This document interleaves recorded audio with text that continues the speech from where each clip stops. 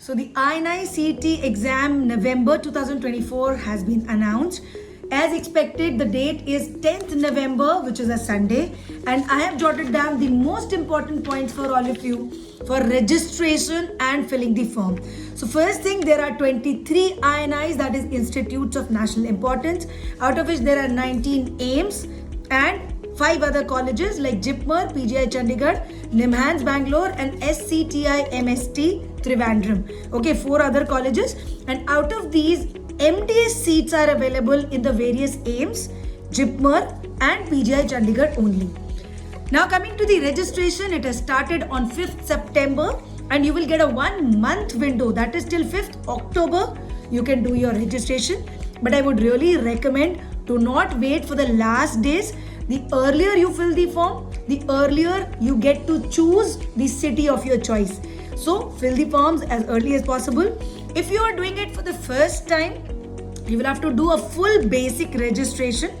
But if you have given the AIIMS exam previously or the INI exam previously, you already have your basic registration saved. So just have to use the previous user ID and password. If you have forgot it, it's there in your mail. Okay, so AIIMS sends you a mail where you have your user ID and password. You can use the same to re-register, and without filling all the details, you can directly register with the basic registration. All you have to do is wait for the EUC generation. EUC is the exam unique code. So with every 6 monthly exam, they will generate an exam unique code. That will be given from 26th September onwards. That day you will have to check your EUC and fill it. Then you have to fill the fees, choose the center of your choice, and with that you will complete the form filling process. Admit cards can be downloaded on 4th November onwards, wherein your final city of exam will be given. Based on that, please move to the center where your exam is at least 1 day prior. Alright, don't try and travel on the morning of exam. Please reach your center at least 1 day before the exam. Otherwise, it's a lot of mess and a lot of hassle. Exam, as you all know, is on 10th November. Please take a printout of your admit card, preferably in print, in a color print, with all the details that are there. All you need in the exam is a color printout of your admit card and one original photo ID. Nothing else, no pen, no water, no jewelry, nothing else is allowed. Okay? Result of the 10th November exam will be announced within a week. So by 16th November, the results should be out and the course will start on 1st January. Now, who is eligible? Everybody whose internship is completing by 31st January 2025. Okay, you are all eligible. You can join the department as late as 28th February.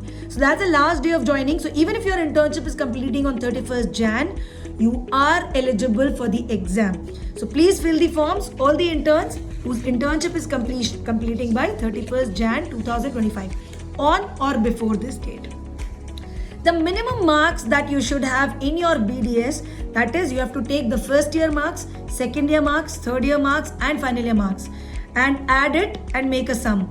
Divide by the total maximum marks of all these 4 years, so you can get an aggregate marks.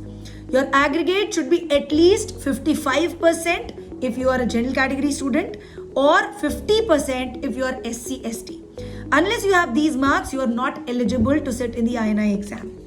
Also, it's an expensive exam. The form fees is 4,000 rupees for all these students.